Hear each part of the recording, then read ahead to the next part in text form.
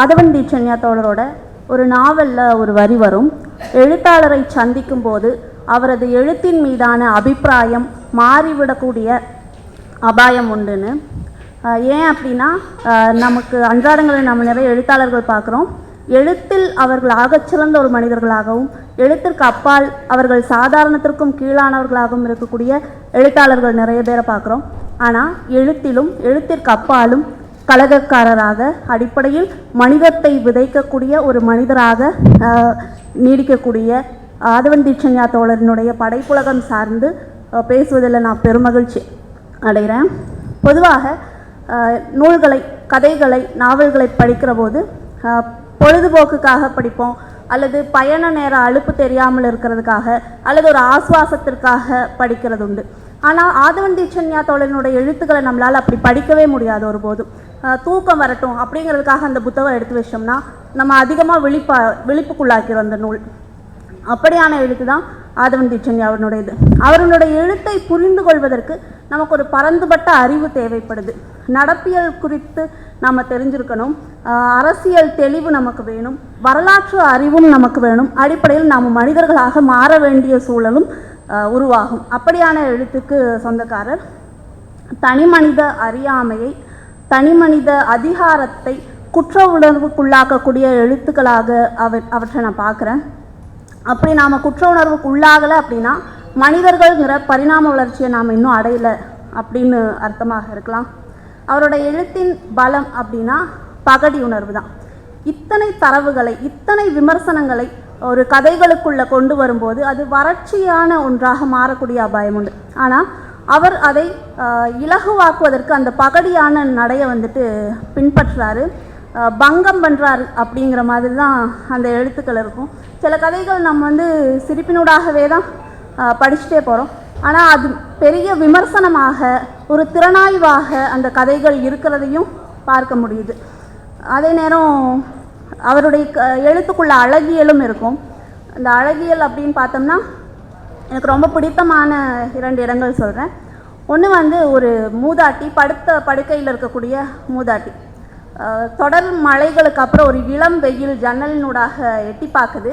அந்த இளம் மஞ்சள் கீற்றுகள் இவளுக்கு எழுந்து போய் கொஞ்சம் வெயில் கொள்ளலான்னு ஆசையாக இருக்குது. ஆனால் வெயில் கொள்ளணும் அப்படின்னா இப்போ படுத்த படுக்கையில் இருக்கிறதுனால எழுந்து போக முடியாது இல்லையா? அப்போ அந்த முதிய தளர்ந்த விரல்களால் அந்த வெயிலை மெதுவாக நீவி கொடுப்பான்.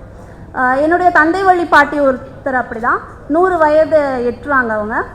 ஒரு 6 மாதத்துக்கு ஒரு தடவையாவது நாம் அவங்கள போய் சந்திக்கணும். இல்லைனா நம்ம பேரை எல்லாம் குறிப்பிட்டு வரவங்க போகிறவங்க கிட்டேலாம் அவங்கள வர சொல்லுங்கன்னு சொல்லிகிட்டே இருப்பாங்க. அப்படி நாம் போனோம்னா அவங்க படுக்கையில் உட்கார்ந்த மேனிக்கே ஒரு 10 வருடத்துக்கு மேலாக அப்படியே இருக்காங்க. அப்போ அந்த பாட்டி அந்த கைகளை அசைச்சு, மெதுவாக அசைச்சு தான் நம்மளை கூப்பிடுவாங்க, வருடுவாங்க. அந்த கரங்களை தொடும்போது அந்த 100 வருடத்தின் பேரன்பை, அனுபவத்தை நம்ம தொட்டு பார்க்குற மாதிரியான உணர்வு வரும். எனக்கு இந்த கதையில் அந்த மூதாட்டியை பார்க்குற போது, படிக்கிற போதெல்லாம் எனக்கு அந்த பாட்டியை தொடுற மாதிரியான உணர்வை எனக்கு அது கொடுத்துச்சு. இன்னொரு கதையில் 2ஆவதும் பொம்பளை பிள்ளை பிறந்தது அப்படிங்கிறதுனால, 2ஆவதும் பொம்பளை பிள்ளை பிறந்துச்சு அப்படிங்கிறதுனால அந்த குழந்தையின் மேலே சக்கரை தண்ணியை முழுக்க தேய்ச்சி விட்டுட்டு அதை கொலை கொடுக்கறதுக்கு அந்த மாமியார் தயாராகிடுவாங்க. அந்த குழந்தைய அம்மா காப்பாற்றிடுறாங்க. காப்பாற்றினதுக்கு பிறகு இந்த விஷயத்த அந்த அம்மா அந்த கதை சொல்லிக்கிட்ட சொல்கிறாங்க. இந்த பெண் வளர்ந்து அந்த அம்மாவையும் காப்பாற்றக்கூடியவளாக இருக்கா. இந்த பெண்ணை போய் இந்த கதை சொல்லி பார்க்குற போது அவள் இந்த குப்பையை பிரித்தெடுக்கக்கூடிய வேலையை செய்கிறான். பொதுவாக நாமளே வீட்டில் இந்த குப்பைகளில் ஏதாவது வேலை செஞ்சோம், ஏதாவது தூசி தட்டணும் அப்படின்னா கைகளை உதற பழக்கம் நமக்கு இருக்கும். அப்போது அந்த பொண்ணு அதை எதேச்சியாக செஞ்சதாக கூட இருக்கலாம். ஆனால் அந்த கதையில் அந்த கதை சொல்லி இதற்கு முன் அனுபவத்தை பார்த்ததுனால அந்த பெண்ணை பார்க்குற இடத்துல எழுதியிருப்பார், ஓயாமல் அவள் மேலே எறும்பு விடுறதை தட்டி விடுற மாதிரியான உணர்வு அந்த பொண்ணுக்கு இருந்துகிட்டே இருக்குது அப்படிங்கிறது. அப்போ சின்ன சின்ன அழகில் இந்த கீற்று கோபம்னு ஒரு இடத்துல எழுதியிருப்பார். அப்போ சின்ன சின்ன சொல்லாடல்கள் ஆகட்டும், கதைகள் ஆகட்டும், அங்கெல்லாம் அழகியல் ரொம்ப நுட்பமாக வெளிப்படுற தன்மையை பார்க்க முடியும். ஆனால் அதற்கடுத்து இந்த சமூகத்துக்கு இந்த அழகியல் தான் ஒரு கேடா அப்படின்னு விமர்சனத்திற்கோ அல்லது பகடிக்கோ போய்விடுவதான பாங்கை நம்மளால் இந்த கதைகளில் பார்க்க முடியும். அப்புறம் சமூகம் நமக்கு கற்பித்த எல்லா மதிப்பீடுகளையும் மறுகட்டமைப்பு செய்கிறது அப்படிங்கிற ஒரு வேலையை செய்கிறாரு. இந்த மறுகட்டமைப்பு செய்யணும்னா இந்த கற்பிதங்களை கட்டி அமைச்ச இந்த மொழியை நாம் உடைக்கணும் அப்படிங்கிற பிரயத்தனம் வந்துட்டு அதோன்றிச் சென்யா தோழனுடைய எழுத்துக்களில் பார்க்குறேன்.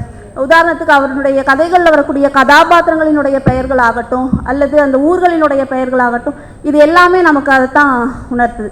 அடுத்து இப்போ மனித உடல் அப்படின்னு பார்த்தா இலக்கியத்தில் ஆகட்டும் சினிமாவில் ஆகட்டும் நமக்கு வந்து அது ஒரு பெரிய புனிதமான ஒரு விஷயமாக சொல்லிகிட்டே இருப்பாங்க. உதாரணத்திற்கு நடந்து போகும் நதிகள் எல்லாம் நினைவுபடுத்தும் உன் நளினத்தை, ஓங்கி வளர்ந்த கட்டிடங்கள் எல்லாம் நினைவுபடுத்தும் உன் கம்பீரத்தை, அந்த மாதிரி இலக்கியத்தில் மனித உடல்களை பற்றி எழுதுறதாகட்டும், சினிமா பாடல்களே அப்படி. ஆனால் அதோன்றிச் சென்யாவினுடைய கதையில் ஒவ்வொருவரும் நடமாடும் கழிப்பறையாக வயிற்றை சுமந்து திரிபவர்கள்னு எழுதியிருப்பார். அப்படி அது ஒன்றும் இல்லாமல் போயிடும். இத்தனை புனித கட்டுமானங்கள் எல்லாம் அது உடைக்கிற மாதிரியான எழுத்தாக இருக்கும். அடுத்து பெருங்கதையாடல்களை தகர்க்கிற ஒரு முறைமை வந்துட்டு இவனுடைய எழுத்துக்களில் தொடர்ச்சியாக இருந்துகிட்டே இருக்கும். அதற்கு அவர் ஒரு 10 வரியில் கவிதை எழுதணும் அல்லது 4 பக்கத்தில் கதைகள் எழுதணுங்கிற எந்த அவசியம் இல்லை. ஒரு கதைக்கு தலைப்பிட்டால் கூட அதில் அந்த பெருங்கதையாடலை தகர்க்கிற வேலையை வந்து ஆதவன் தோழரால் செய்ய முடியும். உதாரணத்துக்கு ஆண்மையின் வீரத்தின் அடையாளமாக சொல்லப்பட்ட மீசை வெறும் மயிர் தான் அப்படின்னு சொல்கிற தலைப்பாகட்டும், எல்லாம் தெரிந்த கடவுள் அப்படின்னு தான் நாம் கேட்டு பழகியிருப்போம். ஆனால் கடவுளுக்கு தெரியாதவர்கள்னு தலைப்பு எழுதியிருப்பார். ஏதாவது ஒன்றின் கதையை சொல்வதாகத்தானே கதை இருக்கும். ஆனால் ஒரு கதையின் தலைப்பு ஆனாலும் இது கதை அல்ல அப்படின்னு இருக்கும். கதையின் தலைப்பு முன்னாடி தானே வரும், ஆனால் ஒரு கதையில் கதையின் தலைப்பு பின்னாடியில் இருக்கக்கூடும் அப்படின்னு எழுதியிருப்பார். இப்படியாக பெருங்கதையாடல்களை தகர்க்கிற அரசியலை தொடர்ச்சியாக அதோன்றிச் சென்யா தன்னுடைய எழுத்துக்களில் செஞ்சுட்டே இருக்கார். அப்புறம் இந்த கதையின் தலைப்பு கடைசியில் இருக்கக்கூடும், அது வந்து ரொம்ப என்னை ஆச்சரியப்படுத்தின ஒரு கதை. பொதுவாக ஹெஜ்ஜி ரசீலினுடைய ஒரு கவிதை இருக்கும், என் நாவிதத்தை நீ செய்ய முடியாது, என் ஒசா குடியிருப்பில் நீ வசிக்க முடியாது, என்னுடைய மண்வெட்டி எடுத்து நீ குழி தோண்டி மையம் புதைக்க முடியாது, என் விரல்களால் நீ சுன்னத் செய்ய முடியாது, நீயும் நானும் முஸ்லிம் தான், நான் நினைத்தால் நீயாகலாம், என்னதான் பீட்டி தள்ளினாலும் ஒரு நாளும் நீ நானாக முடியாது அப்படின்னு எழுதியிருப்பார். இது இந்த உயர்வு தாழ்வு அப்படி கற்பித்த இழிவு கற்பிதங்கள் மீதான பெருங்கோபமாக அந்த கவிதையை நான் பார்த்ததுண்டு. ஆனால் இந்த உயர்வு இழிவு கற்பிதங்களை பகடியாக இப்படி கூட ஒரு கதை சொல்ல முடியுமா அப்படின்னு நினைக்க வச்ச கதை வந்து கதையின் தலைப்பு கடைசியில் இருக்கக்கூடுங்கிறது. இந்த உச்சா நாடு, கக்கா நாடு, அப்புறம் ஆசை இருக்கு மலமல்ல, அம்சம் இருக்கு கலெக்டராக, இந்த சொல்லாடல்கள் எல்லாம் உண்மையிலேயே அப்படி ஒட்டுமொத்தமாக புரட்டி போடுற மாதிரியான கதையாக்கமாக இருந்துச்சு.